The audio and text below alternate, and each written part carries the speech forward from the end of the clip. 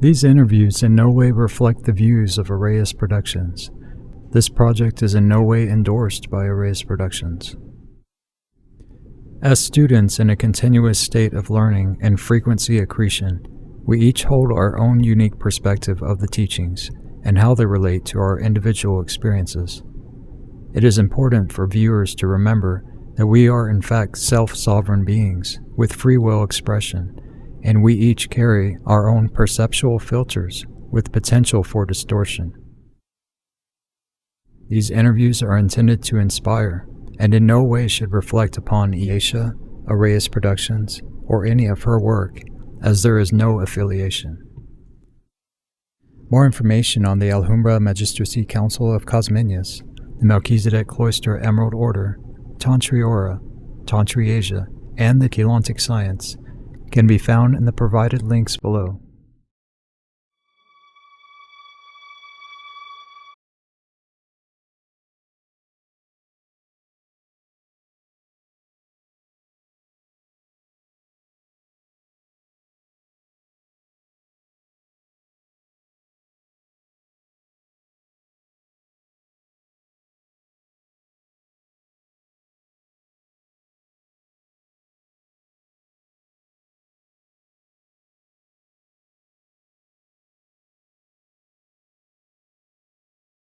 Update. The update. Okay. Long story short, we are here in this place called external creation. There is like an energetic tunnel that links us to a different place called internal creation. Tunnel's opening. When the tunnel opens, kind of there's a little in-between space created, and internal and external creation kind of start to merge there. And when they start to merge, this stuff called illuminaire starts to form, and this illuminaire kind of realigns our molecules and everything else so that we become much more eternal in our orientation. And then gradually we're just going to kind of like pop into that internal creation through that little tunnel thing that got activated. And the 900 years thing is happening right now? Is that it? Is that the understanding? I don't know. I don't remember. I mean, maybe it's in there. It's in that update somewhere. I know Ian's been talking about the 900 years is happening now or something, and I'm like, I don't remember that from the update, but maybe it's in there. I just didn't register in my brain. But at this point, Chris, I cannot take the Guardians when they're making a schedule seriously for the life of me. Like they'll say, "Oh, this is happening then, and this is happening, in 900 years, or this will happen in 20 minutes," and I'm like, I just don't believe them anymore. So it'll happen when it happens. Who knows when? But it'll happen when it happens. So. Okay. Yeah. You don't believe them anymore? Like it's not. I believe them. I just cannot, for the life of me, believe them when they're saying it will happen at this time. Okay. The Guardian time thing. Yeah. Well, this is Guardian time. Like, is it going to happen in 20 minutes, or is it going to happen in 900 years, guys? Like, yeah. What's going to happen? So I cannot. I say.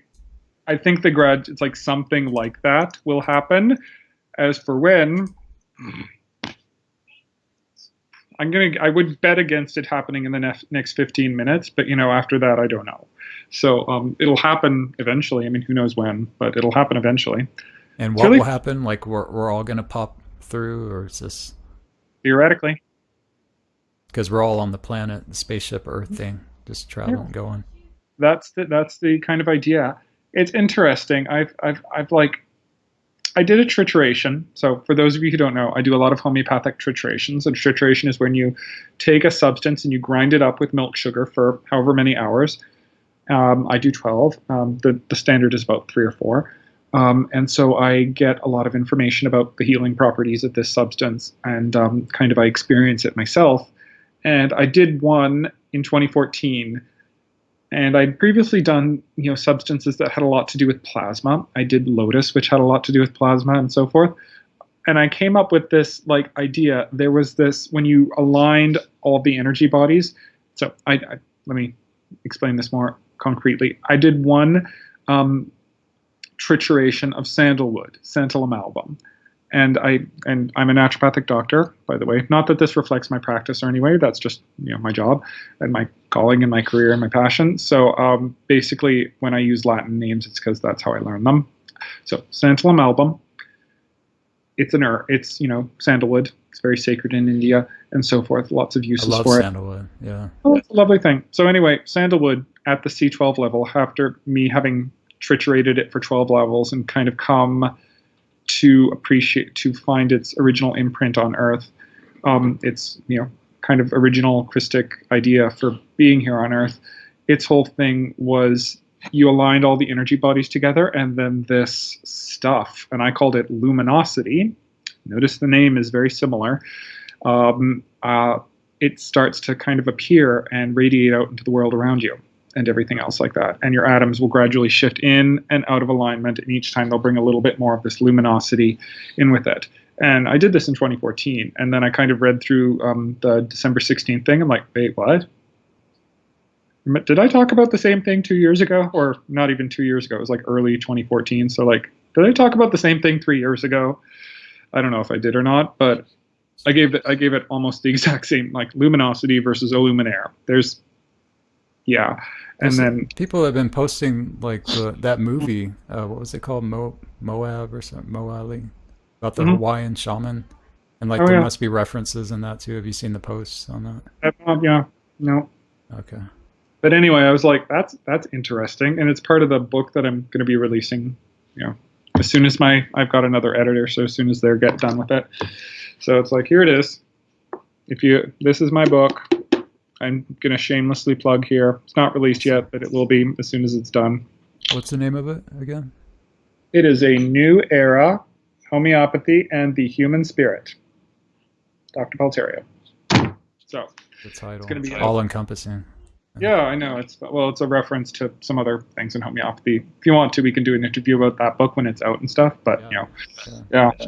But yeah, I know. So anyway, that's kind of what's going on with that, and that is an interesting, and apparently there's a set of activations that will occur, like end of January, early February, and so forth.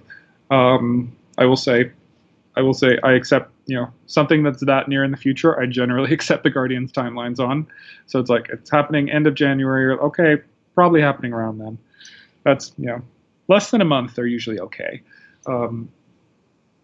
So yeah, no, that's kind of, and there's this large activation, and kind of those the final sets of those activations initiate around that point. So the opening of the tunnel kind of thing that I was describing. So anyway, yeah. So there wasn't much dates given. I haven't like digested the entire update right now. I've kind of skimmed through it. But was there any new dates or anything?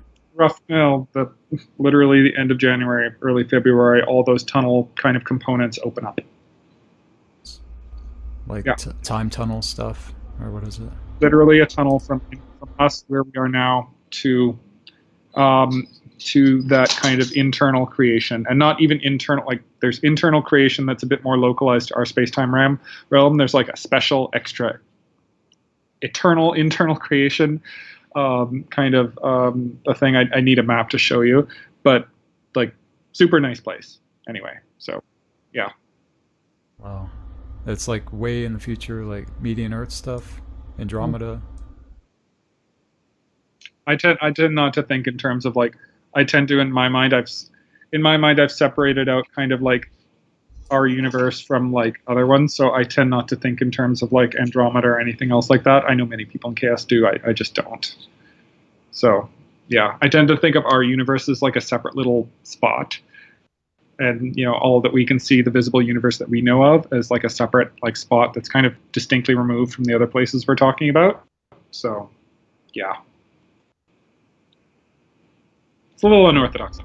But it is like it's different galaxy though. I mean, the solar system isn't going to be around us, the Milky Way, everything. You fill in that? You fill in like all the planets are going to disappear around us and different system stuff? With that. Maybe there's versions of them in this other place we're going to. Yeah, right. Maybe we might not even notice the difference. Okay. So the Trump thing, like what's your take on all this after? All right. It's good that you brought this up. This is, I will say, actually, of all the people, it's funny. I don't have a lot of animosity towards political people in general. There's some people I don't like specifically. Like, I must admit, I've got it in for Putin. I think he's a reasonable and nice enough guy, but I'm gay. him and the gays. There's not a lot of niceness going on there. How Russia is. Yeah.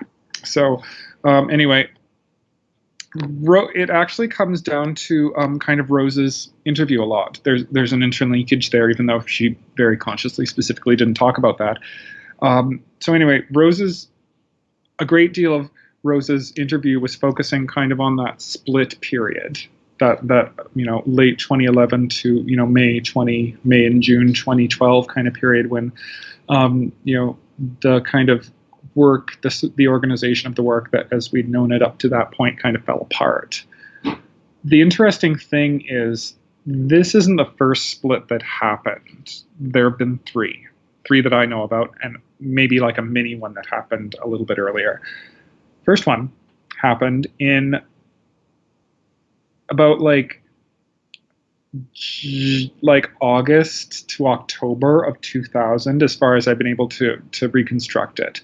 So around that time is when, so before then, Aisha was married to Philip Gruber, who wrote the introduction to Voyagers 2, or not the introduction, there's like a little preamble to Voyagers 2, and he wrote that. I didn't know that. That's interesting. Yep. No, she was married to him at that point. Did he do any? It was like probably too early for the codes, I think. He didn't do any of the codes or anything? Not Okay. If you look at some of the earlier work that I have, though, you can see like she invited a lot of different people to speak. She invited some like conspiracy theorists and some other people. And there's one really good workshop like in December 1999, right before they did the kind of stand that led to D12 being anchored on the planet. So it was like December 12th, 1999 or something, where she brought in a bunch of people and they all went and did a thing and then did ordinations and then they did grid work and everything. So it seemed lovely. So basically at that point, there was a group set up called Omeda, and it's kind of a reference to one of the first songs that she had, like Omeda, Patuma, that one. So they set that up, and oddly enough, what happened? People started fighting and hating each other and all sorts of things, and there's lots of bickering and everything else.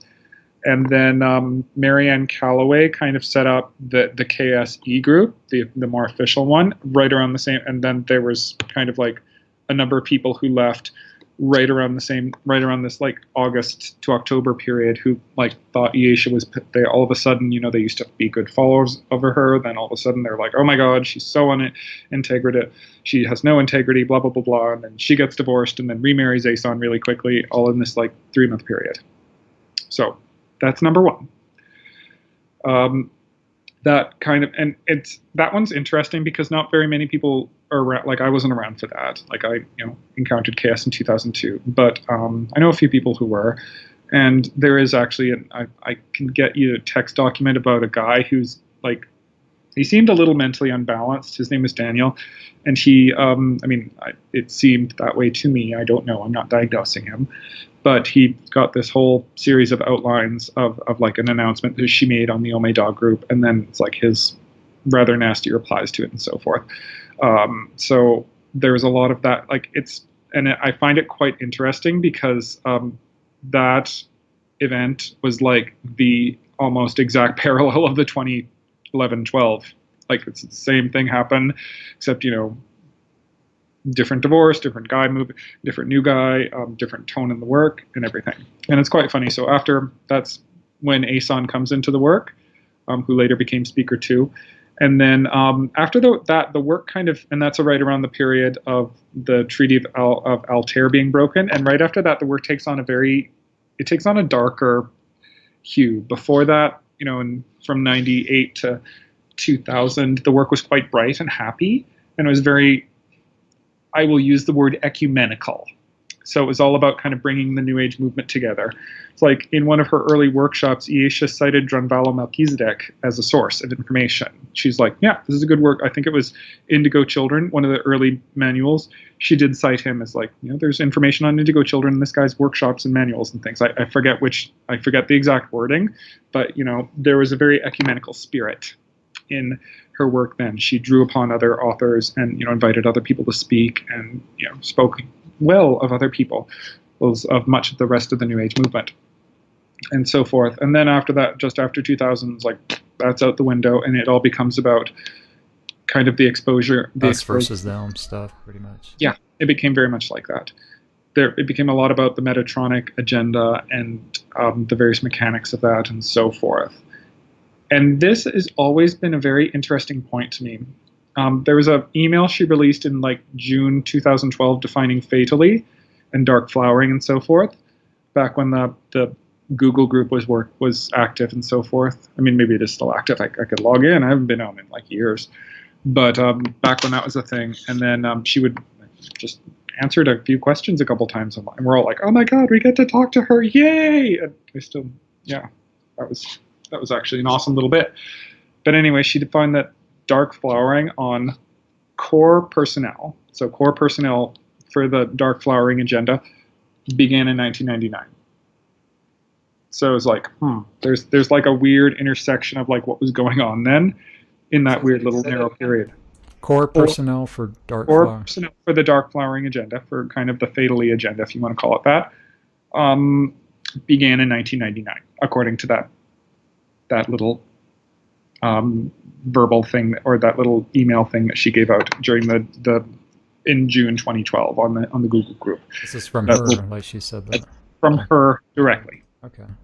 So completely missed 1999. Yeah, no, I'm good at this. So anyway, so they go on with this kind of Metatronic exposure agenda. The flame body work comes in.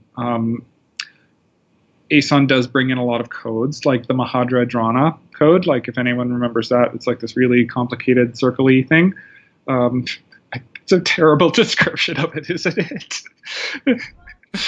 That has like every VECA code in it, right? I know, isn't that horrible description? It's like this really complicated circle thing. You just dissed every single VECA code ever made. No, I'm sorry, I did not. Just in one statement. That's just a terrible description of it. I acknowledge it's a beautiful and very important and lovely code, but I can't turn that into words. Yeah. Didn't it work with the blood? Sorry, I dry bet no unsalt. So anyway, okay. Wasn't it like for the blood, like the physical blood, or something? It had something to do with working with the blood? That was a different one. It was a different one. Okay. That was a different one. So anyway, he brought that in, and they kind of do that. He was using CAD, right? He was a draftsman. No, he did a couple of really, like, if you ever see that code or a color version of it, it's like, whoa, it's complicated. Yeah. So I'm good on him for that. And then that basic strand of the work, and that was still all about kind of getting to the bridge zone. So the bridge zone was basically they were going to raise Earth's kind of frequency a little bit, as naturally would happen in the stellar activation cycle, and then they were going to keep it from falling all the way, and that whoever could make that and then keep it in like this little artificial time continuum thing that they were going to build, like artificial, not in the sense of unnatural, but artificial in the sense it probably would have sunk back, Earth probably would have sunk back to our density 1. So they would have just kept it kind of a little bit elevated so, nasty forces couldn't interfere with it. That was the Bridge Zone project. And the early work was all about, getting that happening and doing the grid work for that to occur. Real quick, wasn't it based off of like linking us to Terra? And, yeah. But if Terra has already fallen, like isn't... No. We're part of like Terra. Yeah. Terra was not fallen yet. So, that gets complicated. So. Yeah, because the beginning of Voyagers describes like Terra, like we fell from Terra, like there's pieces of Terra everywhere, right? And that's the thing. It's like I remember Earth before Terra. I remember Terra. Like there's a part of Terra and Earth. Absolutely, there's an energetic connection there. But I remember Earth before Terra, and there wasn't Earth before Terra. Like I was here. I was there. It was I saw the Terra thing happen, and I was like, oh god, another thing to deal with. So it was not something I was terribly happy about. So anyway, aside. So so eventually the goal of the Bridge Zone is we would just much more quickly merge into Terra than would otherwise occur. So that was the goal. Until 2005, when Terra got all messed up, like Terra kind of, fell, reversed frequencies, and then a bunch of other stuff happened that made that vertical ascension thing relatively difficult. That was fall 2. That was kind of split 2. A lot of people Morocco happened, Demon Fest happened. There was apparently a lot of possessions and a lot of influencing going on, and a lot of people started getting really nasty to each other and not talking to each other because, oh my God, that person's possessed. Oh my God, that person's a dark avatar. Oh my God, oh my God, oh my God, oh my God. And Yeah. she actually mentioned that that's when they were instructed like to move from the UK like over to back to the Yeah. States, like right Back after to Morocco. Arizona, Colorado, or somewhere. Colorado, yeah. Yeah. So anyway, that's what happened then. So Like it got yeah, too bad over there, the grids or I don't something. know. I don't know what happened. I have no idea what was going on in Britain. Go and talk to Sue Clemson. She would know, or Sue or Noel would know. Yeah. I wouldn't know because I've never been to Britain. Anyway. Demon So Fest, huh? Like Morocco. I've Is I've, that the ne- I've never been there either. So okay. yeah, I've only been within North America, and the furthest away I've been was Barbados, which, by the way, highly recommend. Barbados is lovely. So anyway, so that's kind of split two. And then after split two, again, the thing changes completely. So like the work changes like even more radically than it changed after the first split. After split two, it goes into the Mashayahana thing, which is Mashayahana ascension is not about like zip, zip, zip, going straight up, like raising you to from dimension 1 to 2 to 3 to 4 to 5 da, da, da, da, da, da, da. It's about embodying all the dimensions immediately and then using that transformation to completely transfigure your body and spirit, and then kind of achieving like a super, kind of literally popping out of this universe and then going on into the next phase in our evolution. So it's quite a much more advanced process. So it's like it's like, all right, before we were going to like, oh, right, we're going to go up and up and up and up and up and, gradually get back to, God source. And then after split two, it's like, no, we're going to embody all the dimensions, all the frequencies right now. And then we're going to go through the transformation process again. I mean, not like right now, but like really, really, really, really fast, historically speaking, and so forth. And that was basically the work from 2006-ish to about late 2011. That was the work. And then Sliders. that was Sliders essentially, and some of the prequels to Sliders and things like that. So then on top of that, and then after that, there's the 2012 split, which, frankly, I have no additional information to offer. Like I wasn't there. I don't know anyone who's there. So and then after that, there becomes this whole thing about failsafe, which is about there's almost an escapist portion to it. It's about going to internal creation. I suppose there's this escapist portion. Never mind that. It's about getting to the evac thing during Sliders was pretty escapism. I think that's probably the peak of escapism. You're right. You're right. That was silly of me to say. That was never mind. That was a brain fart. So anyway, it's about going to internal creation and so forth. And a lot of the Mashayahana stuff, like there's a subtext of it, but it hasn't been made explicit. It was made explicit in DDL2, and we were told, we're going to be going through all these, like, the embodiment of the of those kind of, Mashayahana frequencies. We're going to be going and completing each of those Adashi return frequency, the attainment things in body. And frankly, I think that's still needed. I still think we need to go through all that Adashi return stuff in order to get to internal creation. So that is, and I don't think she's explicitly mentioned that yet, but I think that's true. I think we still have to go through the Adashi return process, and we just won't have to go to like another universe to do it. We won't have to go to another domain, kind of, and do the long way. We will just be like calling in the frequencies and doing the Adashi return transformation, like, in a journey or whatever. So that's my opinion on that. I still need to study the Adashi return stuff. I haven't delved into that yet. I fell stuff. Like, I really love that stuff. The Adashi return stuff is just like, I fell in love with it. So you can imagine I've been just a tad frustrated. It's like Anisha, I remember in KDDL3, she's like, all right, I'm going to come back in a week and we're going to do the embodiment of Adashi 1, the silver sheet thing. Here we are, about 18 months later, and I'm like, can we do that? I really like to do that. So we'll see. We have an update. Yeah, we got a couple updates. Go more into the update. What else is there? That thing was packed. Like, there has to be a lot more to this. What else? Oh, there totally is. And, that is what I've extracted from it now. It is a very complex document energetically and conceptually. So that's where I'm at with it right now. So I'm not going to deny that there's a ton more in there. Okay. But I probably, That is where I'm at with it right now.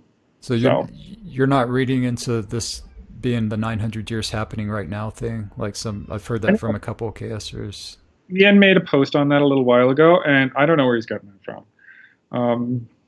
I like Ian, nice guy, despite his little him and my little tiff, the other day on Indigos.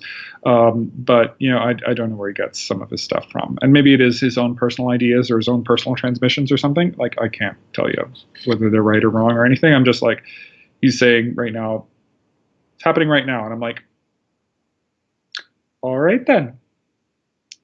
So there's a habit in KS for people to really start thinking ahead of themselves. Like, I remember right after the December 2012 workshop, when we kind of announced that, when we kind of discovered that the net was going to start slowly eroding and everything else, and that Earth would be returned to kind of a Christic planet status and so forth. And I remember I was chatting with one guy, and he's like, "Oh, Paul, I feel it. The net is down right now." I'm like, "Is it? Are you able to levitate an orb and pop in and out and kind of pop in and out of this reality and so forth?" Obviously, he's like, no. He's like, are people growing scales and tails and kind of getting all sorts of much more diverse body forms because the net's not holding the common human mutation in place? He's like, no. But I'm pretty sure it's up. So yeah. So that's kind of my thing about that. It's kind of like I still do have that very medicine did this for me, and medicine is very much part of my role. Like, it's very much, I swear to God, it's part of my shield contract. Like, that very practically mindedness is very much part of my kind of training and my role within the Crystal River Post or whatever, like that, and that practical thinking there. It's really easy for, I think, a lot of people within KS to kind of get caught off in a thought storm and then just go and float off and have no contact with reality and so forth. But I'm like, my reality thing is like, oh no, okay, what is actually happening? It's like a natural grounding, the field to be in, to working with people and seeing issues and things. Yeah. It's funny too, because I had this conversation with several people. There's a number of people who are like, oh, KS, it's wonderfully healing, and me just being a shit disturber, I'm like, really? It's healing? Because I have my own health problems. I had tinea, nothing serious. I have tinea versicolor, which is just a topical skin infection and a topical skin fungal infection. And no, it's not altered in any way from KS or anything else like that. It did alter under the treatment of some naturopathic treatment I was taking, but it hasn't really altered with KS. And so I'm like, okay, this is kind of a thing. And so we got into this conversation on Indigos one day, and there were people like, oh, it's healing me, it's healing me. I'm like, me, medically trained. I'm like, how? What happened? What was happening before? What was happening after? And so a couple of people, like, what's his name? What's her name? That nice Korean girl that Ian is like his town. Eri. Thank you, Eri. Rishi. She was Eri Rishi. That's who it is. So we were talking on, and she was gave me.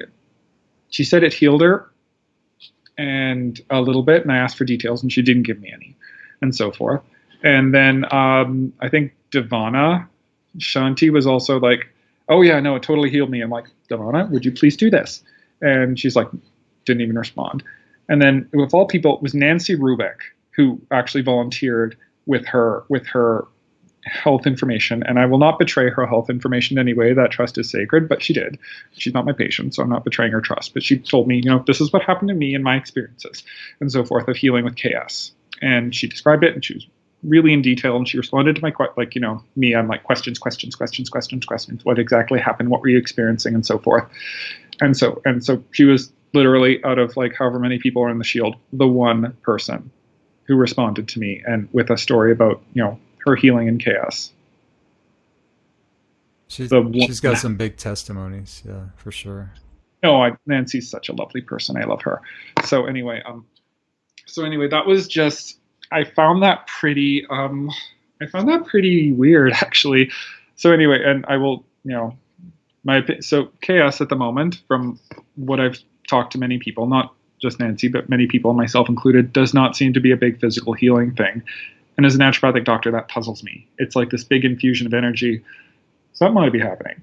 But so far it doesn't seem to have been that kind of a thing. That was So interesting what Rose said too. Like after a decade of doing these techniques, we should be healed. We should already healed some of these things, that's these so great. It's basic like, ego things. And yeah, I know, it's like all this basic. I literally, like, I'm still a bitch. Like, and I'm not looking to blaming KS for me still having my personality yeah, quirks or anything. And frankly, I probably could stop acting this way if I really wanted to, but I.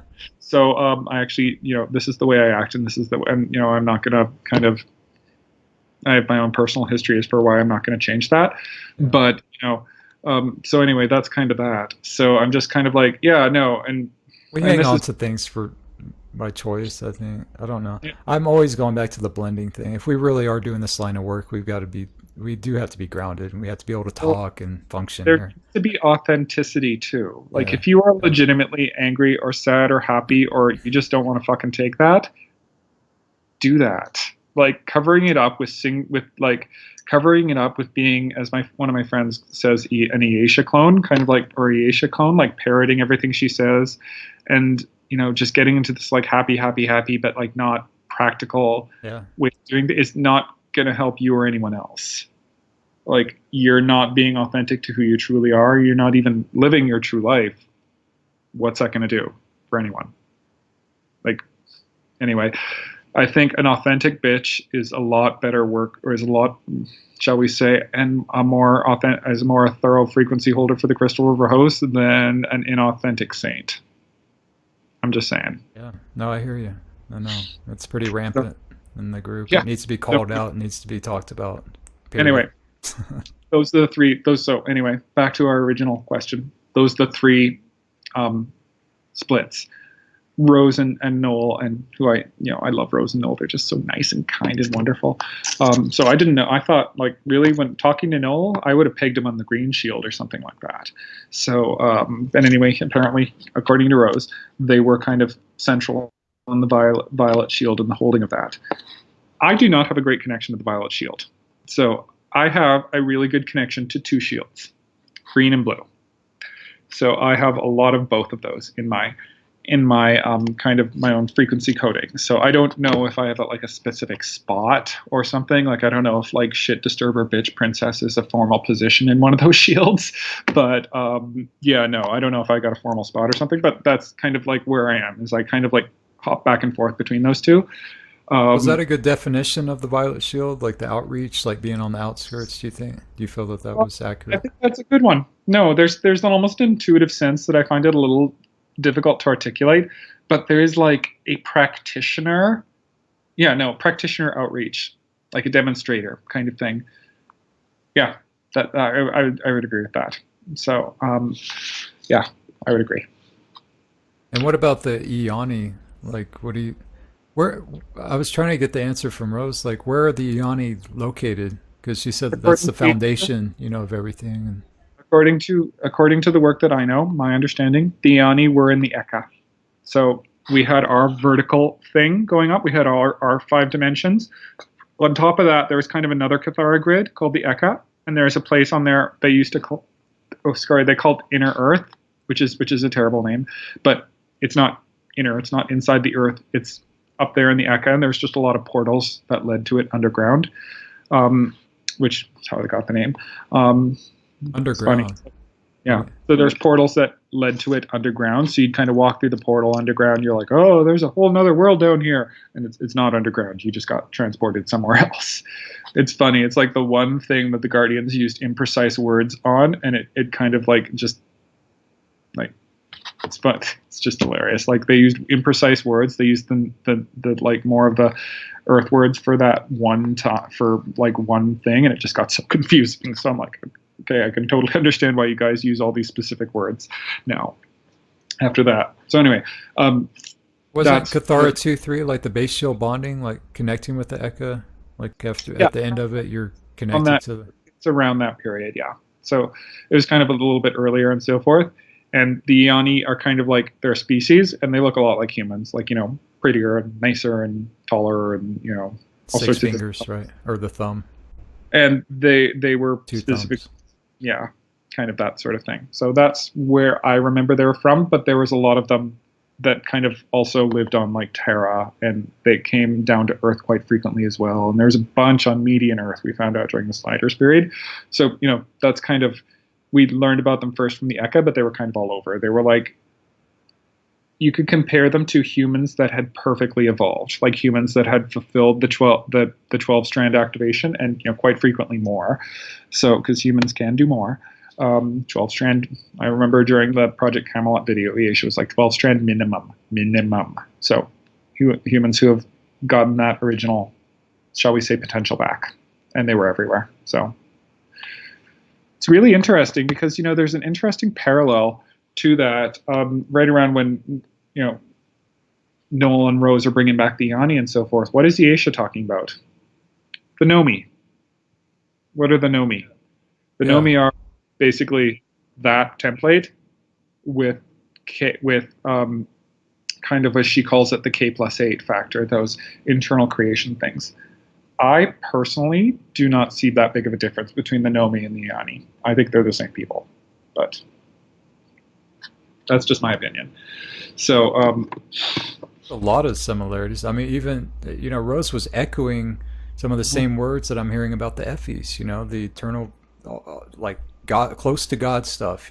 Just closest to God. Now, isn't it? And that's a question we perhaps need to look at in Aisha's work in context. Is she describing the same thing from multiple different perspectives? Like each kind of change in the work, she's been talking to a new group of beings. These group of beings do not necessarily see things the same way. Like if you compare like the Hauteurs, when they were describing kind of a lot of grid mechanics and so forth, versus the Messiahs, they're describing the same thing, but it looks completely different the way they're describing it, which is how culture works. Is Aisha describing something, maybe describing a similar thing from a different perspective? I don't know if she is. There's some new light that's starting to shine on it. I know it's getting different. So anyway, we're going to talk about the compatibility of the different kind of bodies of work towards the end. So you remind me of that, okay? So anyway, compatibility of the different bodies of work, right? Yeah. So anyway, my position, green-blue. I know a number of people who got very heavy violet shield, and the whole thing, the criticism of the kind of whole split movement was the emphasis on falling and people externally manipulating you and so forth. That is a very good criticism, indeed. From that perspective, if there is something occurring to you, there's a part of yourself that's really calling out for healing with that. So a lot of the fear and a lot of the emphasis on possession and, that person's contaminated and so forth is extraordinarily misplaced. But at the same time, and I indeed did not feel anything happen to the Violet Shield in August of 2011 when that happened, when that was supposed to have happened. So I didn't feel a thing. I was there doing my meditations, because I was in chaos at the time. I'm like, life is good. I felt, however, because I didn't have a good connection to the Violet Shield, so it's not surprising. I did feel the Green Shield get contaminated, however. I was out one night, or no, I was out. No, I woke up one morning. I don't even think I was drinking that night. Yeah, I'm pretty sure I wasn't. And I woke up with just this like horrific hangover feeling. It was just like this nausea, everything else, right in the middle of the India workshop when the Green Shield kind of like got contaminated. I felt this, and throughout the next little while, maybe so. October 2011, the Green Shield, again from Aisha's perspective, got contaminated. October 2012, the Green and Violet Shields, according to her, shattered. And then they kind of were floating about. And then they're gradually being rebuilt now. And they're supposed to, at least last time she talked about them, in KDDL2, they're going to be rebuilt and be fully functional in sometime in 2018. So anyway, I felt that happen. So that Rose's critique of the whole fatally thing, that people were scared about being contaminated and scared about being forced to fall, and there was all this like stuff going on with that, all this group dynamics, is entirely and completely correct. That was bullshit, and it needed to be called out, and I'm glad that she did it. The whole fatally thing, but there was no virus. No, there was. There was absolutely a problem with that. The fear wasn't described right. the fear and the social response and the kind of emphasis on purity and contamination and dirtiness and like almost evil and so forth, that was bullshit. Like we should have been coming together as a group instead of just like spreading out and saying they're infected and all this Yeah. and just division. We should have No, been I doing. felt that like in the Sky Pod for sure. Yeah. Yeah, I no, was told by multiple sources. I mean, just people panicking, like, do that not was do group text. You cannot no, do with other people right now. It's too dangerous and all. It's and like, that basic idea is still in the shield. oh yeah, That yeah. It's being idea is fed. It's in the being shield. fueled. I've seen it. It's just God knows there are going to be a number of people who are like, "Oh, Paul, that bitch is a fatally." Blah, blah, blah, blah. So yeah. my response to that, whoop-de-doo for y'all.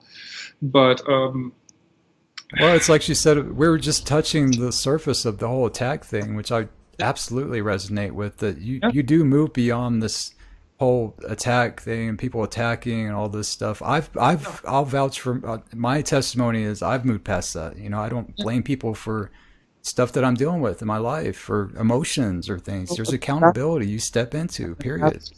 that is very true. But that being said, fatally do exist. They are. I know many of them because, kind of according to Aisha, and I agree with her on this, fatally are themes. They're beings who've completed kind of the Adashi return process, who've come back, lost their way, and became evil and mean and nasty, and who are, doing this like weird possession thing on people. And a lot of deception stuff. Yes. Just a lot of, yeah. Yeah. That is correct. That I've seen these beings. I they feel do. it like amidst, but I mean, Now, the number of people who, like, I've seen many, and, many people I've seen many people being, like, influenced or pushed a little bit by them. But the fact is, as you get more and more kind of, you grow personally, and not just in terms of energetic techniques with chaos, but as you become more and more whole of a person through naturopathic therapies or psychotherapy, anything else, that effect becomes less. yeah, absolutely. Yeah. I mean, it's going to test you and you're going to, there's intelligence that's gained from it, from making the wrong decision, the right decision. And how many people I've seen, like I can see these beings because, I know some of them. You know how many people I've seen who've been fully dark flowered in my life? Four beings only. 2 of them in chaos, 2 of them outside. And dark flower implies like no coming back stuff, or they still can heal. It means they are completely resonant with those fatally energies at the moment. No, there's totally going back. There's 100%. They've made the choice, like it's done. No, well, it's not that they made the choice. It's that they are at that moment when I knew them. They are completely resonant with those fatally energies. Their energetic system runs on those. So after your dark flower, there's no going back. Period. Right? No, one of those people came back. He was not a chaoser. He was just some gay boy I knew in Calgary. He came back. And it was that bad. I've seen him recently. Yeah, no, he was really, really, like his energetic system really, really had that.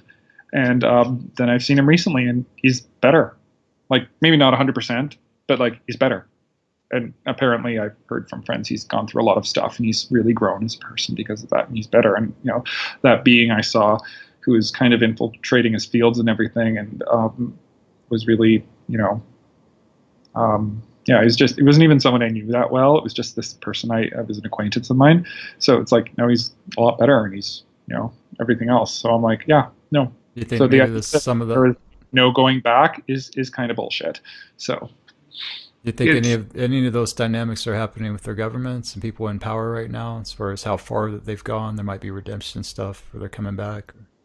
We'll get to that in a minute. Okay. All right. So that feeling of hangover-ness has recently come into my life again. You'll never guess when. The election. The American election, that November 8th or whenever it was, that night and the night after, I felt that same feeling of contamination I felt when the green shield fell. Ooh, something happened. I know there are a number of people in chaos who are very, very pro-Trump, and I can honest to God see the merits of that. The American political system is horrific, and so the fact that someone who you had no idea what he was going to do, it looks more attractive than more of the status quo. Anyone can relate to that. That's a good thing. I felt that same it's almost like this nauseous, hungover, almost like acrid feeling.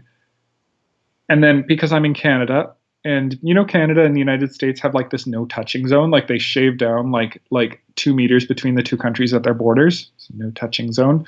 So, because apparently having a continuous forest between us is terrible. So that it's not a defense or anything, but there's like being in a separate country, you get over things like that much quicker. So it's like, all right, so I couldn't sleep that night. Like literally the night of the election, I went to bed. I'm like, okay, I don't know what's going to happen. Woke up the moment the election was called. I woke up like dead awake, like from completely asleep to like I'm completely awake, and then with this just that feeling, and I'm like, what just happened? Oh God, he won, didn't he? And because like obviously, like most Canadians, we were more on the Hillary side. Like we just kind of lean more that way towards the left of center. So anyway, I heard that, and then I went down and checked, and yes, he did. And, he did in fact win, and so forth. And then that day it was kind of like I just felt kind of ucky that day. Of all things, I was doing outreach I was doing kind of a meet and greet at a police academy, so talked to a lot of people that way. That was fun. God bless coffee. It got me through because I couldn't get back to sleep that night, and it was like at 2 a.m. So then I, after a couple of days, that feeling faded. And then I went to a workshop. So I went to Inspiring Homeopathy by one of my teachers and my hero, Kim Kalina. So I flew down to LA, and it was like flying into like a cloud of that feeling again. Like I got over it. It was, Wednesday, Thursday. I was like, okay, I'm done, fine, over it. Saturday flew down. It was like flying into a thing of it again. So it's like literally the atmosphere in LA just permeated with it. I'm like, oh God. And then the workshop was in Marion, so just a little bit north of San Francisco. So I flew from LA to San Francisco and then took the bus. It's just weird in there. It was that protests and everything that were going on. Yeah. I saw like the thing, and I saw how angry people were with each other and everything. So I was like, okay, yeah, I want to go home. So I did the workshop, and it was fabulous workshop. Was there any riots? Did it get that bad? Or? I don't know. I saw graffiti and I saw people being angry, but like, I wasn't there for any like marches or anything like that. I didn't see any looting or anything like that. I just saw people being pissed off. Yeah. At one another. So that's basically what it's been. Just people kind of hasn't taken that next thing, or feels like it could go, I will say, so that is what I have directly experienced physically and energetically myself. You're following me? Yeah. All right. A shield contamination event, a large one, identical to kind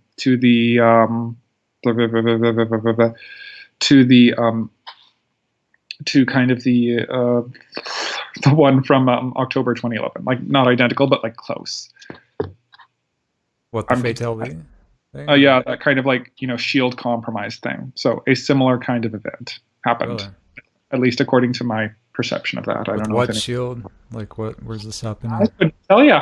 I can tell you that I'm connected to 2 shields, and one of them apparently is blown to smithereens and is slowly recombining itself. So the green shield, or the gold shield, whatever you want to call it, that apparently was blown to smithereens in October 2012 and is gradually accomplishing itself. The blue shield, still active. I'm connected to those 2. Make of that what you will. I cannot tell you which one it is. Okay. Right. So you don't want to just come out and say it, or you don't know? Or? I do. I honest to God don't know. Okay. Right. So the green shield must have just now been reforming itself according to what she's been teaching, and then it got blown apart again. So each shield had like kind of like there was a color to it. There was an original color, and there was kind of like a fallen color, and we often identify the group of fallen angelics that were like working with the energies of the fallen components of that shield by their color. Like, we'd call reds, greens, etc. So there were 3 shields. There was the blue, the gold, not the green, gold, violet. There were the fallen components, red. So like you can think like draconian-ish type beings and so forth. Green, which is the fallen gold, the Anunnaki. And then there never was one of the blue one, but I think there is. I think the fallen version, like the distorted version of the blue one, is white. So you know how we have those beings that were fallen, kind of a query that became like what we would call like the white dragons. We'd have like these first of all white dragons that've been working with us, but were a little bit intense. Yeah, I think that the white shield is really, so I know Iesha, this is against, Iesha specifically referred to the white-blue shield as the thing. I'm not sure. I'm suspecting that the white shield is that kind of distorted aspect of the blue shield, similar to the green and the red shields for the other two. So, suspicion of mine. Okay. Yeah. So that's I'm not sure whether one of those got contaminated or whatever or not. But yeah, no, that kind of change, and how we stopped calling the gold shield, or even the gold, like for a while it was the gold flame. We stopped calling that the gold flame, became green. It was like, yeah. what's going on there? So I plan on asking Noel about that too, like where's the transition from that. And I was trying to go back in sliders 11 through 12 to see where she started using that term. It was sliders 12-1, I think. Yeah, no, it just happened. There was no explanation of it. So anyway, that is my suspicion, is that we've got these three kind of, aligned with the original intention of creation, and then not aligned with that, and the different colors and everything like that. And there's kind of like different archetypes and everything. Like the violets, there's like the practitioner and the kind of demonstrator, and the and kind of the red version of it, the fallen version of that, is the zealot. Like, someone who's like super intense and like crazy about things and like enforcing their way, or like the fanatic kind of thing. The gold one, the kind of the archetype, is like the healer, scholar, scientist kind of thing. The bad archetype is the mad scientist. The blue, it is kind of like the saint. The white is the inquisitor. Those are kind of at least my view, the good and the bad. Makes sense, yeah. The polarities of it, I guess. So the question becomes now, these attitudes within chaos about contamination and about, purity and impurity and so forth are still existing. Like, you're not on Indigos, are you? No, I haven't been on for like a couple years, probably a year and a half. Yeah. So recently there have been, like, as I said, I like Ian. He's been posting a lot about a number of things, and one of his posts really, really, really, really struck me. There's a post on how, and so David Aquarian, who's supposed to be working with Iesha quite closely, mentioned in a comment one time that it was not a good idea to do old techniques. Didn't mention why or how come or anything. Well, that's what the whole August workshop explains why, pretty much. Well, the August workshop, it does not explain why. It explains that beating reversals is how she explained it, if you're not doing it with the new plasmas. Yeah, she did. She did not. Did she say not to do them? No. Not directly, no. But there's a lot of things not directly said that people were taking literal. Yeah. The specific wording was that the flame body techniques were tied into the green and to the gold, violet shields. Those shields were having problems right now, so they weren't a good idea to do without this level of protection. That needed to be, well, first of all, that needed to be made explicit. The reasoning behind that, if you're just telling people don't do this, it's just stupid. No. So basically, that needed to be made explicit. But that was the thing. So those shields broke kablooey and are being reformed quistically now, according to August 2014, that DVD. So that's pretty established. But the idea against having done old technique, like Ian went and did this long thing about how old techniques were not a thing to do and how you got to focus on the plasma ones and so forth. And I have a couple of problems like that on that. First of all, if something like that was true, why the hell would not a formal announcement be made? Like, that is irresponsibility. Like, right there, if you've got a group of people you've helped brought down these techniques and all of a sudden they're not good to do and you're not doing that, if that is the case, not making an announcement about that is quite irresponsible. And in the past, when there have been issues, at least allegedly, about linking yourself into shields that are apparently that are contaminated or something, they've been really prompt about that. So it's like, no, please, do it this way. This is, they haven't given a reason why, but it's like, do this first and then do your thing.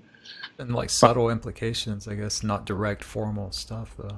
The second implication of that is, if those techniques, even with the plasma protection, kind of the techniques we've got now, the new Fe energies and the plasma energies and whatnot, are still like I could buy that they might not be particularly helpful, or they might not be a beneficial use of your time. But the wording was, and the idea is that many people in the group were agreeing with, that they were actually harmful. In which case you're like, wait, what? If they are harmful to someone who's undergoing this kind of, Illuminaire ascension, you might call it, this kind of like leap into internal or eternal creation. If they're harmful to that progress, that would imply that they are out of alignment with, eternal life principles. They're not in alignment with those energies. It's feeding the external distortions, right? That's my understanding. The inner, we're going inner, and they're external and stuck and falling. And if those original techniques were, as we thought they were, in harmony with kind of eternal creation, in harmony with this kind of, the original intention of life anywhere in the universe or anything, if they're in, shall we say, Christic, in harmony with the eternal principles which we represent by, those 7 sounds of creation, Kavarya Satahala, if they're in alignment with that, they should be in alignment with everything else that is in alignment with that. That kind of disconnect thing, that idea of a disconnect, is very troubling in its implications. If things from earlier in the work aren't in alignment with that, what the hell were we doing them? And where does this fit with that? Just came to mind, like the FOL10 and the spirals, and like the Metatronic spin, and what does all that fit in? That's a talk for another interview, Chris. I have my own quite different thoughts on that. So some feel that that's right when the split started happening, was with like the latch on thing, the shields. Feel that. As I said, there have been 3 splits, so it's been happening a long time. So anyway, those 2 implications are quite disturbing. So I would say, now even more disturbing, or not disturbing, but like, people are not wanting to do different sets of techniques. Like Rose was very clear, I don't really resonate. Like, she kind of neutrally went on the August 2012 journey, said it was okay. Didn't really get a good thing with, or her heart wasn't moved by it. Fair enough. Resonates with the older work. There is a lot of people in the newer work who do not resonate at all with the older work. I've talked to people and they actually feel the older work is painful to them. Like they'll do the technique and it'll hurt. And I'm like, wait, what? And I am one of those weird people that I resonate with all of it. So really, like, some parts of it really move my heart more than others, like the Mashai Hana stuff, like just, But, I'm just feeling the new stuff like no other. Like, I remember the Maharic Shield and just how experiential that was. And now it's like, this is the next level of that. And with other people, like I didn't have the connectivity in the group with people that were doing the same frequency, and just like you're swimming in it. Like, it's just there, it's in our lives and very tangible stuff. Like Sue Clemson, he's a friend of mine. She gave me this really, like, she has gone through this as well. There's a particular period that really, really moved her. And since then she's liked it and loved it. But that period kind of really like imprinted her deeply. And I feel the same way about the Mashai Hana stuff. So, but I'm still on board and I'm still like, I still feel resonant with these new frequencies. So I'm one of those odd people that can do like the breadth of it. Whereas it appears that many other people are focusing on like, I want to do this, I want to do that, I want to, like, which is like, what? Did you do the elemental clearing rooms from KDDL? Yes. I do that almost every week. Really? Like, I do like a short version. I don't do the whole but I'll like, up there. What is that? Like, it's like a little etheric spa. I'm just going to go soak up there in, purple today. Yeah. I'm going to, or you know what? I feel like soaking up in turquoise today or something. So, I do that quite frequently. So yeah, I do that a lot. And that was a good technique. I really like that one. So, but yeah, no. So that's kind of, flame body stuff, anything, old stuff? I do actually. I still do occasionally. Some of the old. I still do the old dial-up Oh, once in a while. wow. So remember It's that stuff? And ancient. Yes. yeah, I still do it. My Ma'alhaiti. thoughts are by clearing those light body structures directly, you are in fact accelerating. Like maybe it's not as productive I as mean, it doing makes something. sense. You Yeah. are in fact you're bringing in those Christic frequencies into your light body. You're accelerating your transfiguration or whatever Bringing we're it doing. home. But the idea that, okay, no, that's harming you. I'm like, Yeah. if it's harming you now, it was harming you then too. Well, Like, I, yeah, that's kind of a thing. Unless there's like a complicated shield mechanics hooking into like a contaminated shield or something, in which case the contaminated shields don't even really exist anymore. How on earth is this possibly harmful? yeah, I know. There's some Uh, level of paranoia still there with that. I know. no, there's a deeper thing, Chris. I don't know what it is. There are a number of people involved in this work that have, it would seem to be a great affinity and sometimes affinity to period X in the work. And a number of these people have a not affinity, but like what's the opposite of affinity? A counter affinity. I know there's an opposite to affinity, a disfinity to other aspects of it. And I find that very curious. Are some people here only to do a particular aspect of this job? Is it a family? Is it a spirit family kind of thing? Like certain spirit families really resonate with these energies, but not with these ones. If these energies are all Christic, then theoretically they should all get along with each other. Yeah. Like, yeah, no, like this is a really this is a puzzle to me, and I can't really figure it out right now. I mean, maybe the answer will come to me, but I'm not. And I gotta say right now, like Rose is my hero. Like when you hear her talking and you hear Rose and Noel talking, and they've got criticism certainly of other people, but the way that they embody that responsibility and those virtues and that owning of their own stuff and kind of like that is very inspiring. And I will tell you what, I'm not privy to the inner circle or whatever their kind of behavior, but I do not see that stuff coming from them. I do not see that coming from the people who are super resonating with kind of like that group of people that's not resonating with the old work and so forth. Like, no, I will name names: Ian and James and Tia and Mark. I like Mark. He's a really interesting guy. He does interesting stuff. Same thing. I do not see that kind of shall we say saintliness coming from them. Well, just what she said about like we should all be able to talk to each other regardless of what technique you're doing, or Yeah, what part of and the I'm not work. going to hold myself out as like someone who's saintly. I'm really not. You know me, Chris. You know I'm a lovely, smart, interesting person, but I ain't no fucking saint. So I'm not going to hold myself out as being better than that, but I will say at the very least, I own what I am. I know I can be snarky. I know I can be a bit of a bitch, and I know I can get vindictive. But I own that, and I work with that. And oddly enough, I am still getting. Y'all may not believe me, but I am getting better, and I'm healing that slowly. Not as much through chaos, more through my own, the work that I'm doing with my own homeopathic work and my counseling and everything else like that. So I'm getting better that way. I will say that from people who apparently were kicked out of the shield for being contaminated or whatever and resonate with older bits of the work, they're portraying themselves in a far more Christic light.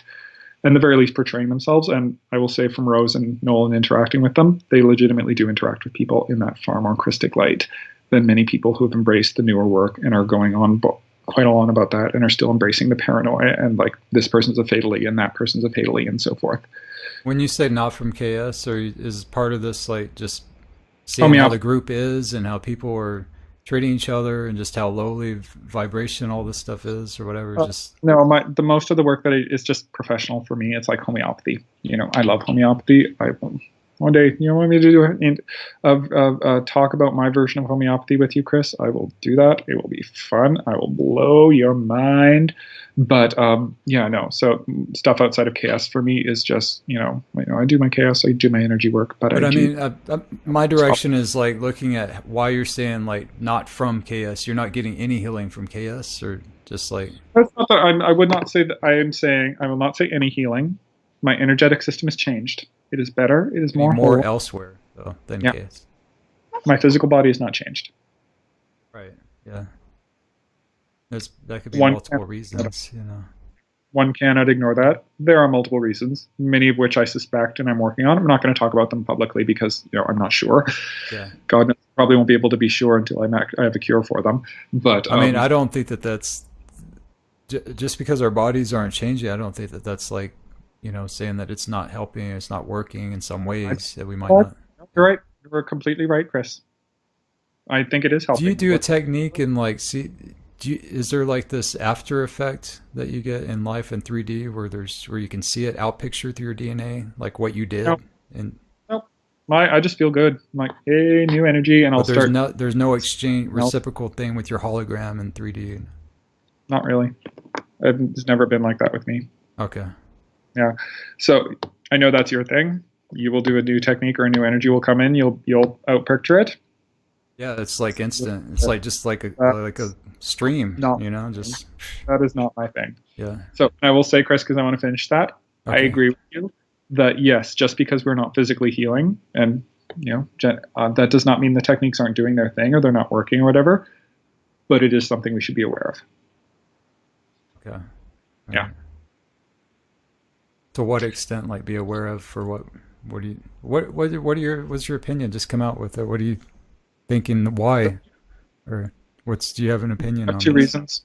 I think that there's a miasmatic thing that truly prevents the energetic systems of the body from physically interacting with or from interacting with physicality.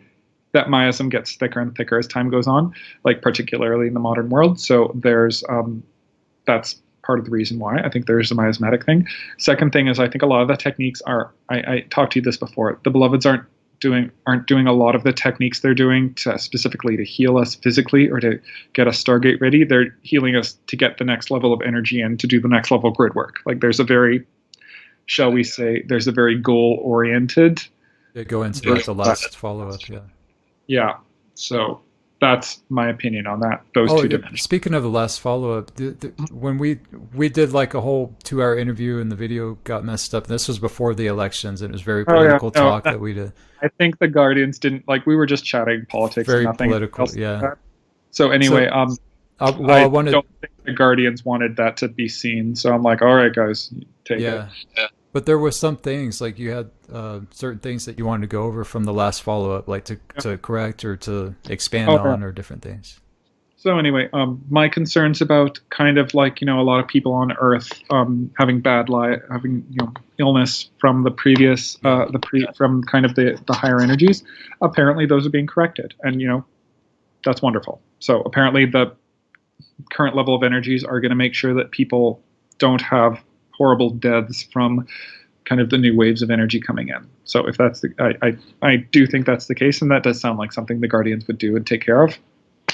I applaud. Wonderful. Hooray. My concerns come to nothing, which is exactly what you want your concerns to come to. They're not being like killed off or killing themselves off or whatever. It's not. It is still a removal. That more amnesty happening, like transition bridges and things. That part can't. Well, no, that part can't really. We can't dance around that. There are still a lot of beings who think of Earth as their home and came here as refugees or have lived here for however many millions of years, who are going to have to leave because they don't want to do this kind of evolutionary pathway. Or they just don't have the template to do it, or the DNA. Oh, if they have the template, I'll tell you beings right now.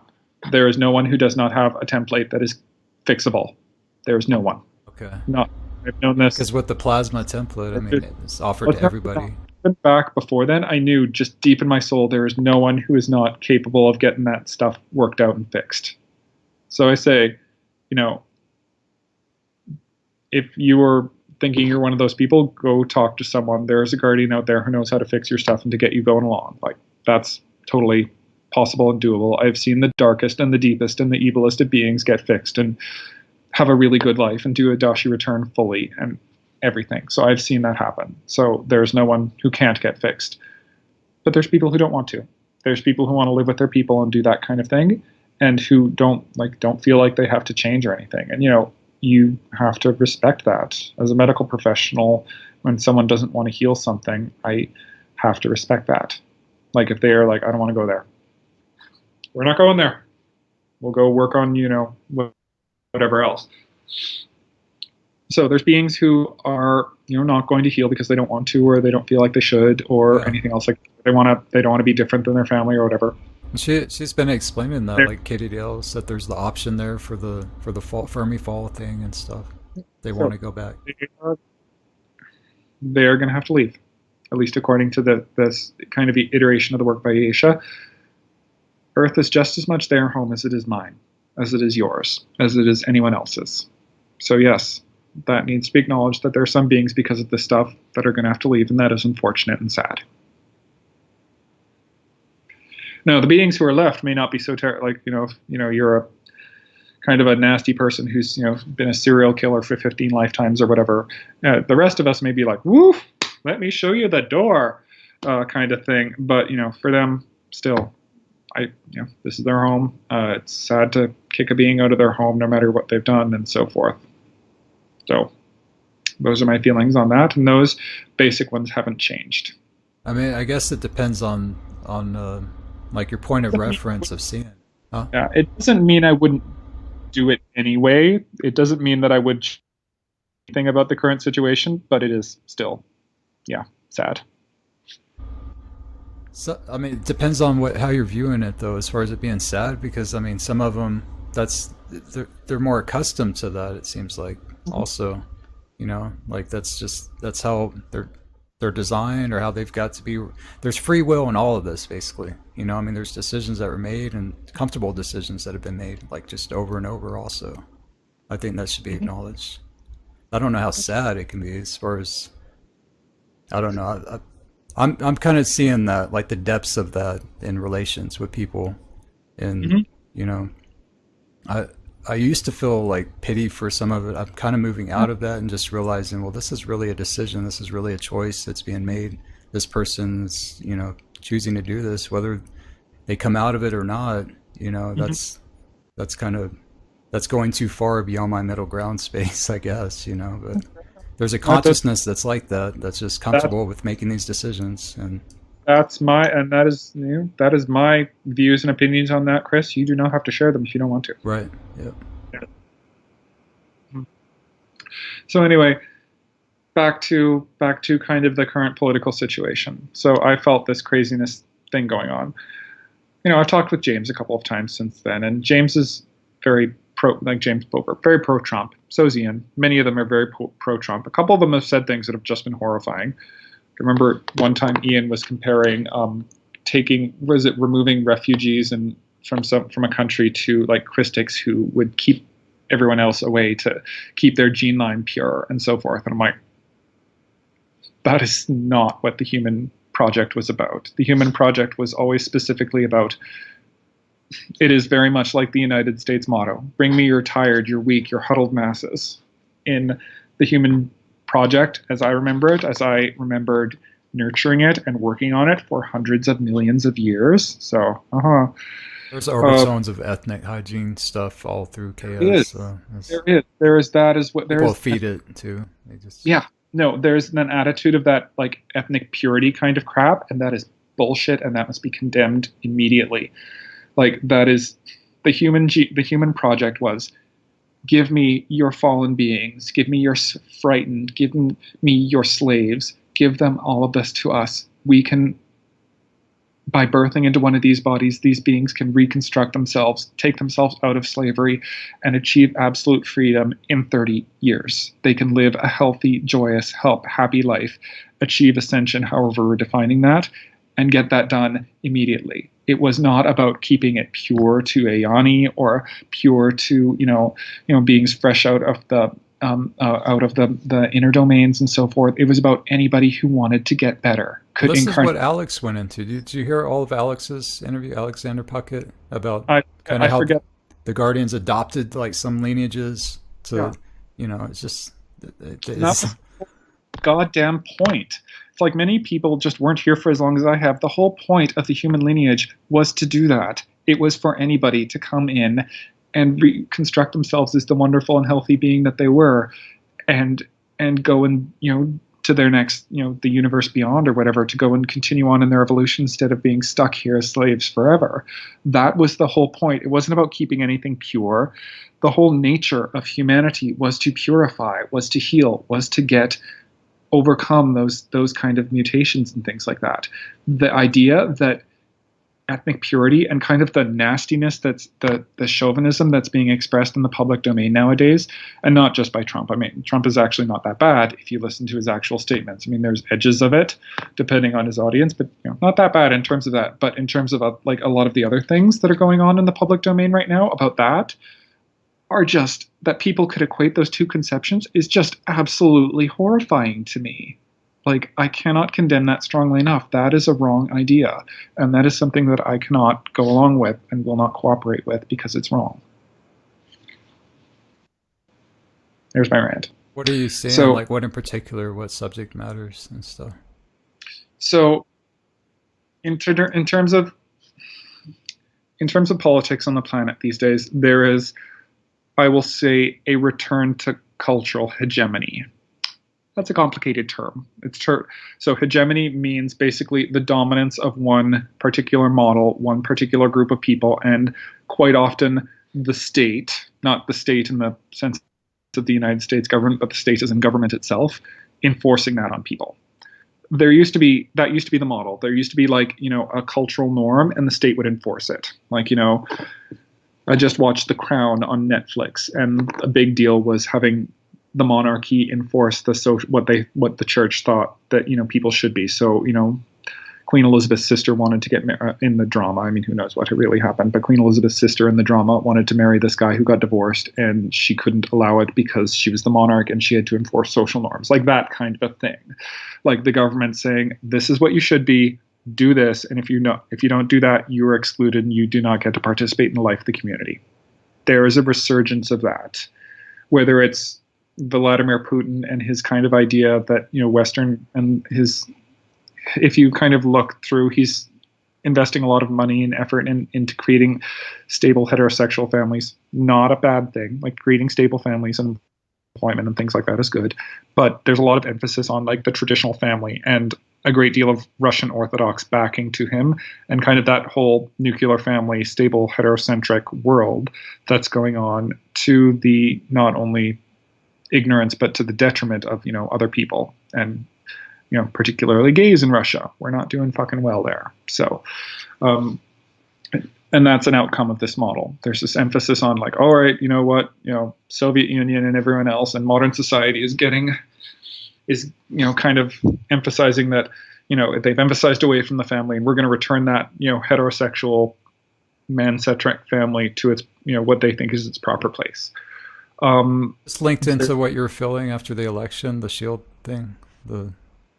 Getting there. Okay. So secondary thing, you can see this also in terms of ethnic dominance. In the States, there's this particular dimension to it that's not only about the heterosexual family or whatever, but there's also this particular dimension of it being the white heterosexual family. And you can see this, again, not so much in Trump himself, but in a lot of his advisors, and particularly this clustering of people called the alt-right. People like Bannon. And people like, remember that guy a couple days after the Trump won, and like everyone he had a conference and everyone was like sig heiling him, or heil Trump, heil our people, and everything else like that. And they were doing this openly and like that kind of thing.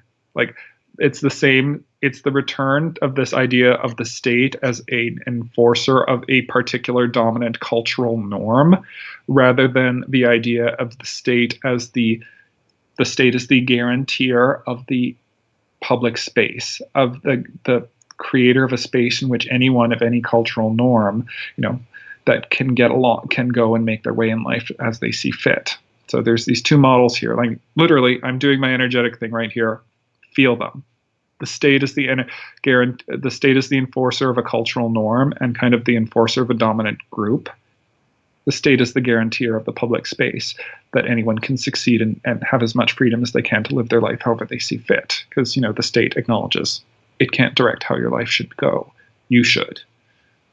Those are two very different models.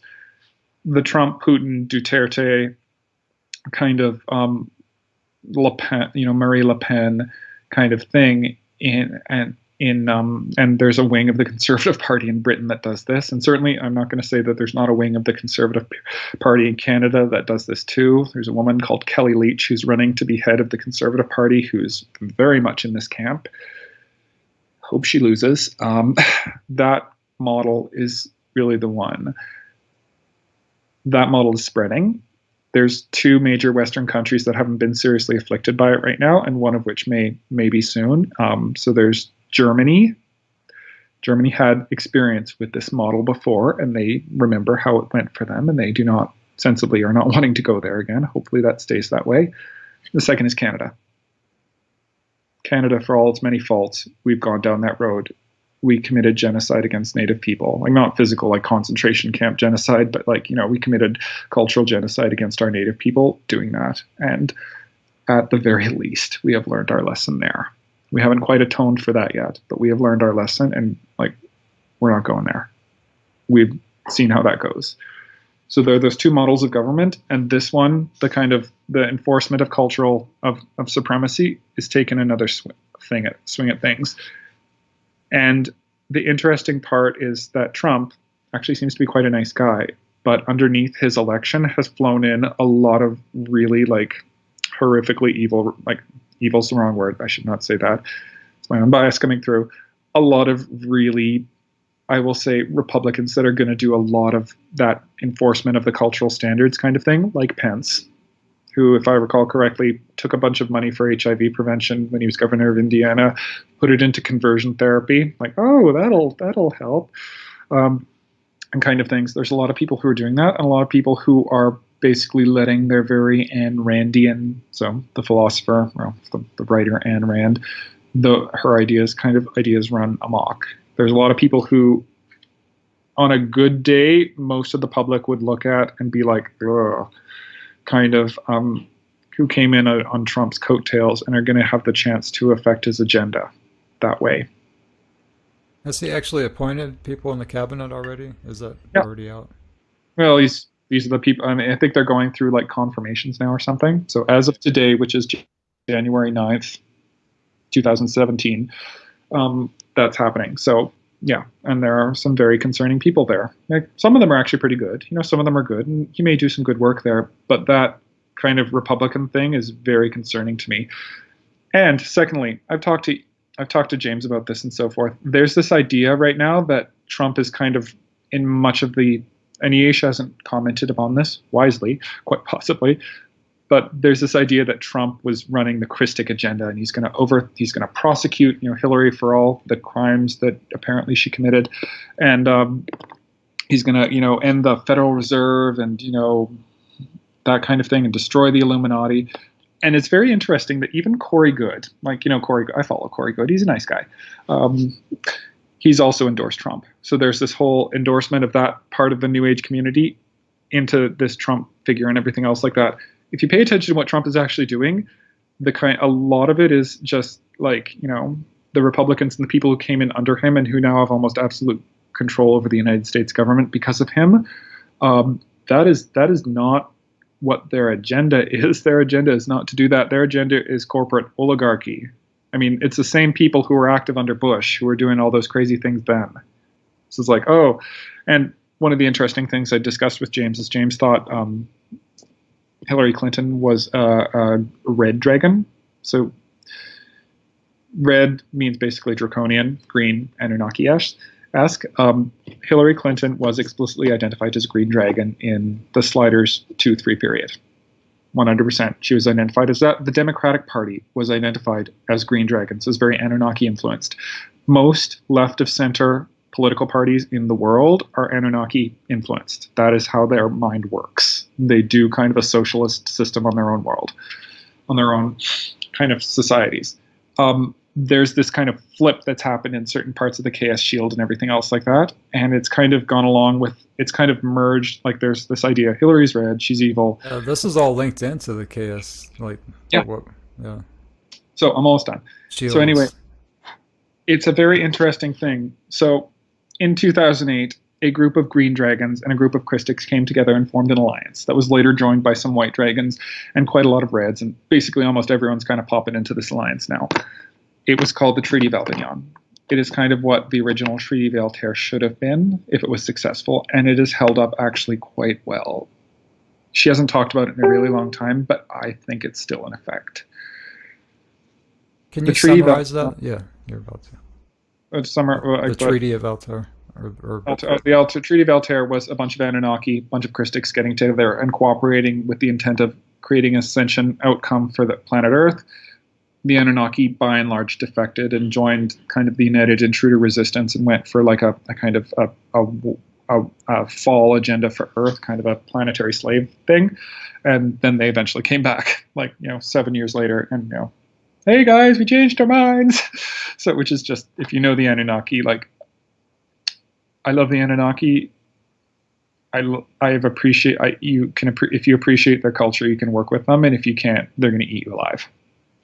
That's just how it works. It's the same thing with red dragons. It's like you appreciate their culture, and if you do that, you can work with them. If you don't, they're gonna kill you. Like so Klingons or something.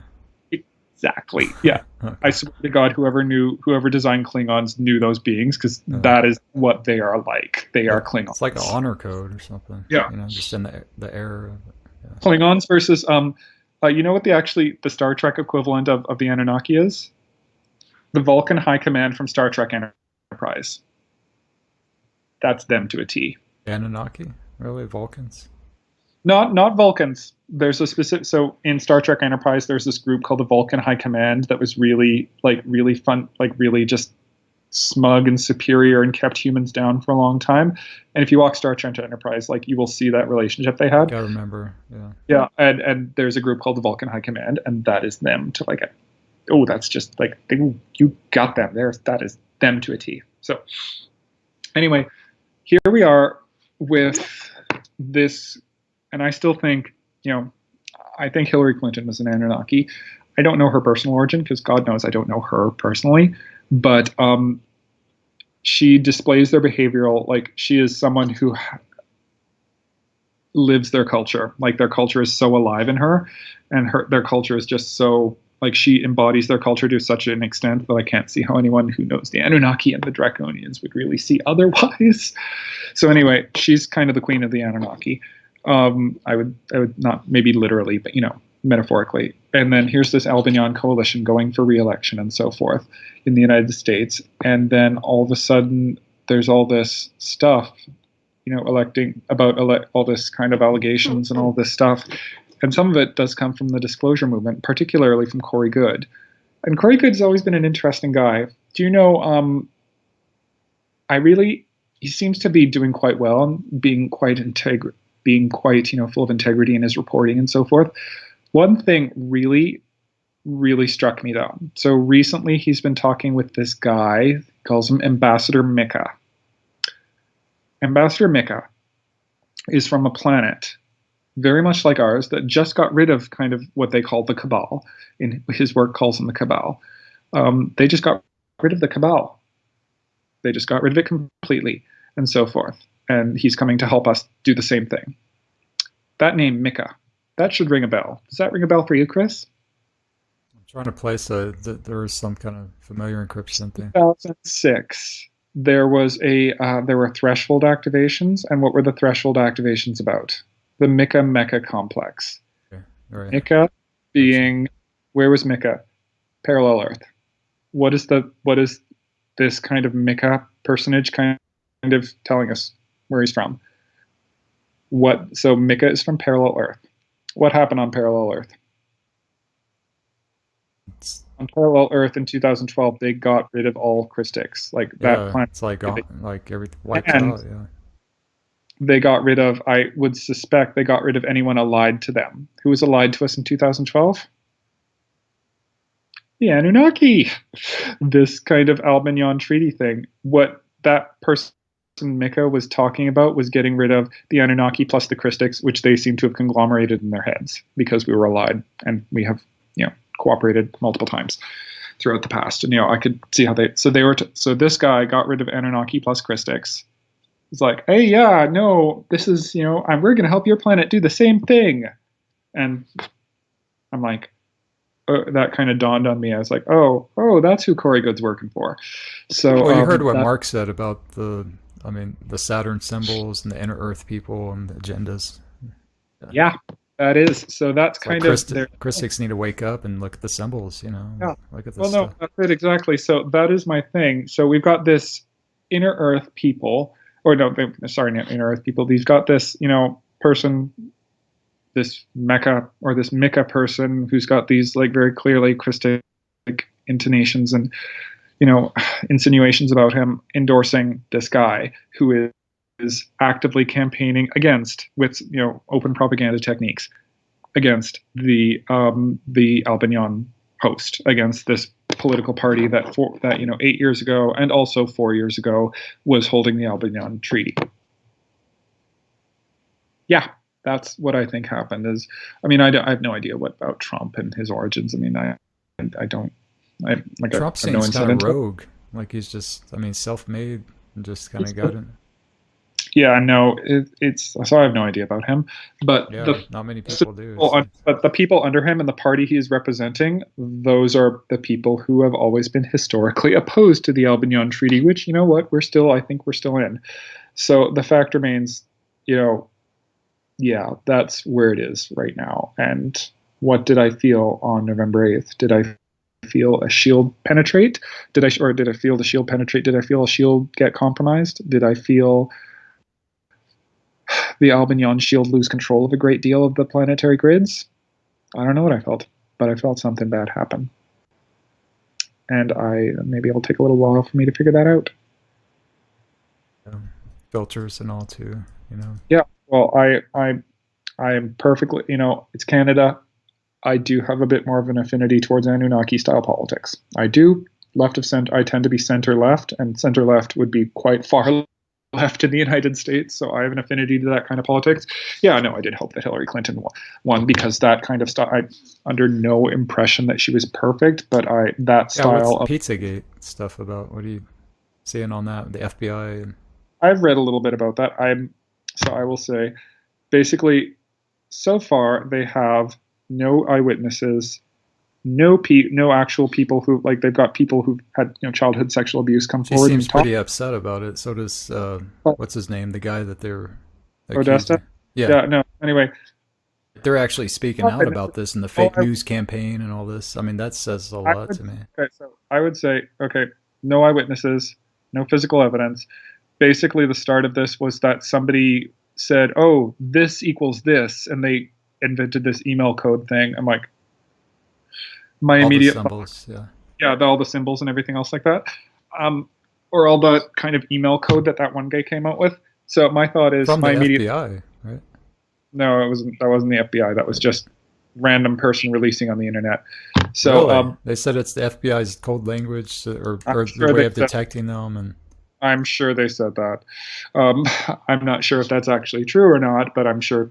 I don't think. Well, they said that's all public documents to go look on the government websites, and they have links, and it looks pretty legit to me. At this moment, I remain unconvinced because the basics are this system of interpretation of Podesta's emails, and Podesta is a campaign manager. What the hell is going to happen if he actually wants a pizza?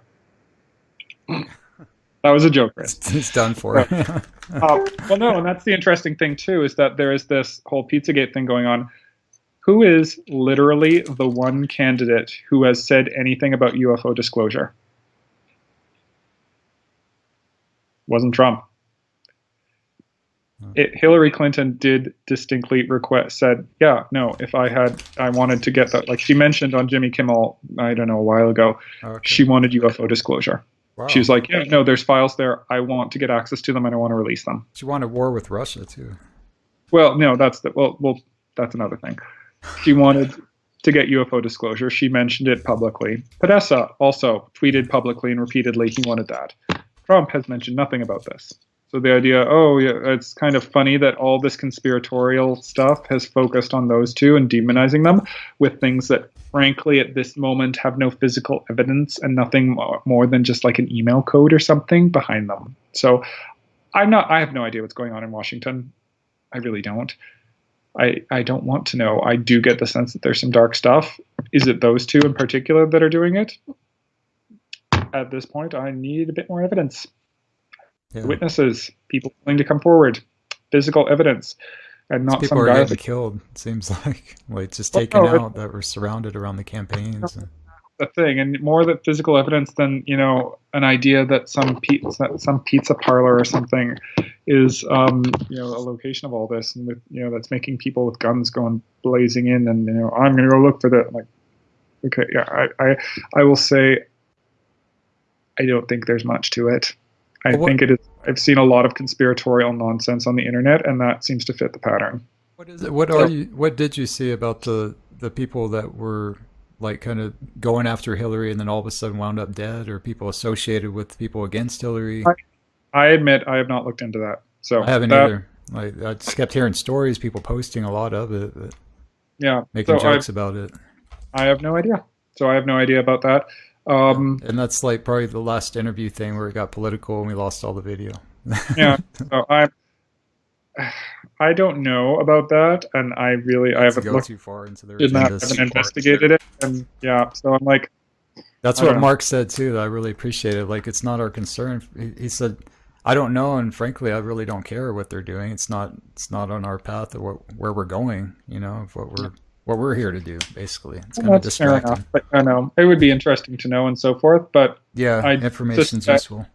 So my suspicion about what happened with all of what's going on with all of those suspicion, it is wild speculation. I do not have evidence to do that. That's good disclaimer. My suspicion is that a lot of the individuals kind of with the Democratic Party were targeted in a very specific propaganda war, like Pizzagate, like this whole thing about emails. That these people are being specifically targeted and made to seem like horrible people.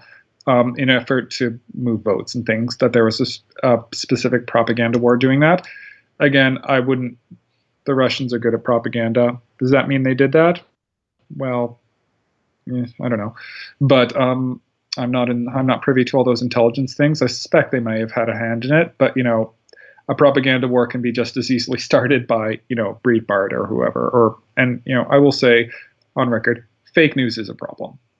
How many times have you seen me, Chris, commenting when someone's got a meme that like baking soda will cure cancer or something like that? I'm like,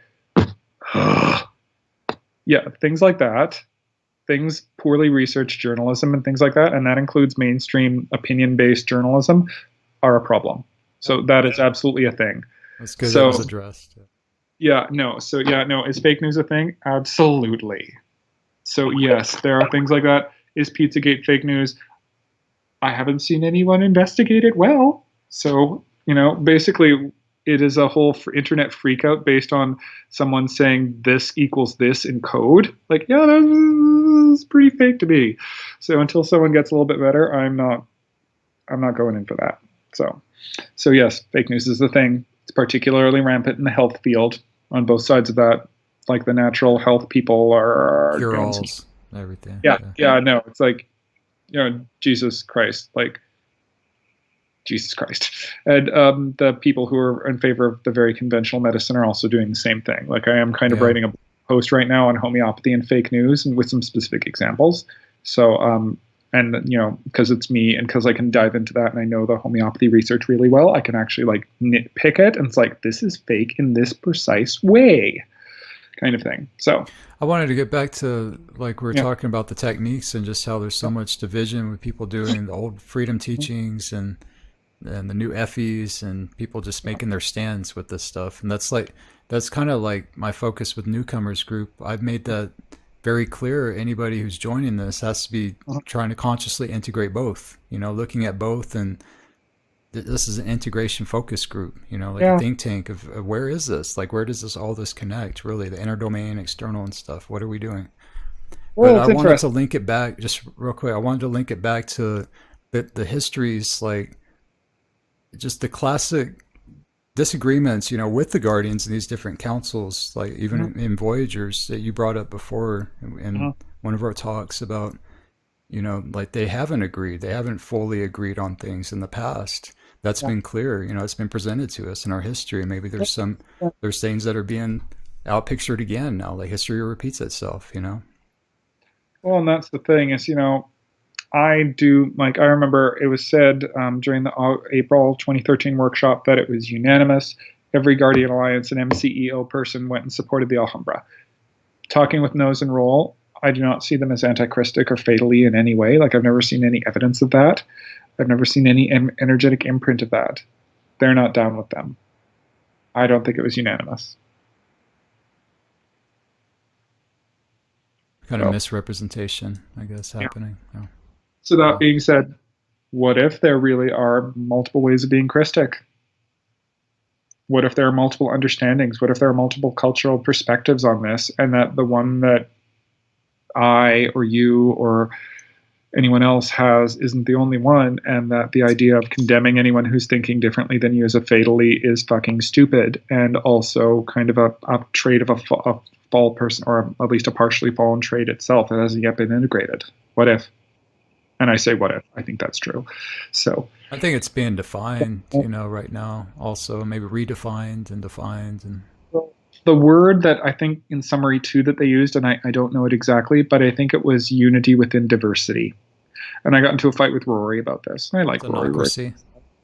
It's unity within diversity. It is diverse. I mean, what's the key thing there? Diverse people cooperating together, not unity within monoculture. Like that is not the theme. That is not the idea. That is a terrible idea. And every time we've tried to do it in human history, and anyone's tried to do it in the galaxy that I remember, it just doesn't fucking work because it's a terrible idea. So we should not be the latest in a long string of failures to try that. I've been very ranty today, and I'm sorry. Where does synocracy fit in all this? That's been coming up a lot. Like with James is kind of bringing that back in his group, the Awake Aware group, and I've emphasized Oh, that good for him. also. Oh, good for him. I do like Jim. I've always had despite our disagreements, I've always had a fondness for James. He's lovely when Tia's not around. Um, But what are your thoughts on synocracy? so let's get out of the personal drama. Synocracy. It's a lovely idea. It's kind of like perfect democracy. It's something that we just keep getting closer to. We treat making steps towards, but always seems to take a step back. It's like one of those. It's almost ephemeral. Haha, Effie, ephemeral.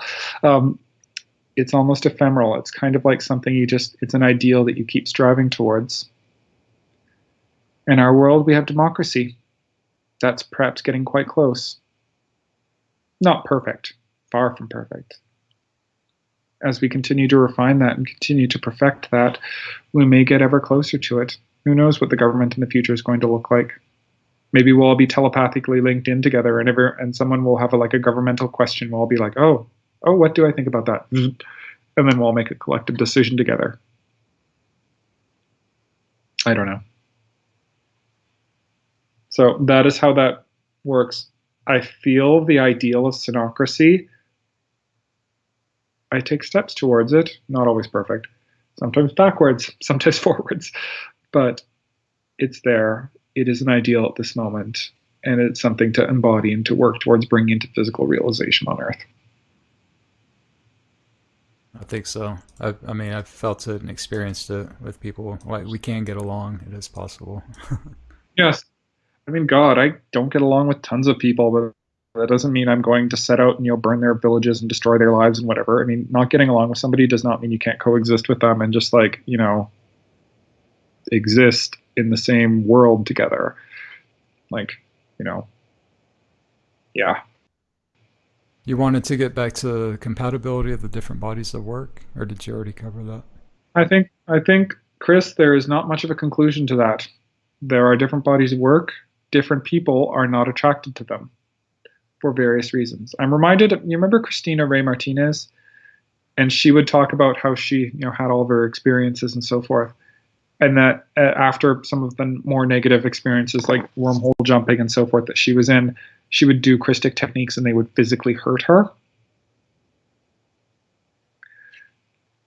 It's interesting. There may be an element, and not to imply anything about anyone, there may be an element of personal compatibility with various energies in that.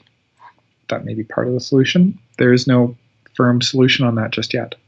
So I don't know. I don't know what's going on with that. I am open to other people telling me that, as I'm sure I'm going to hear after this interview. God, basically called a good chunk of the KS Shields semi or Christic racist. So I'm sure I'm going to get so much flack from this. We had like 7 viewers and 4 dropped off. We got 3 now. Oh, that's maybe that says something already.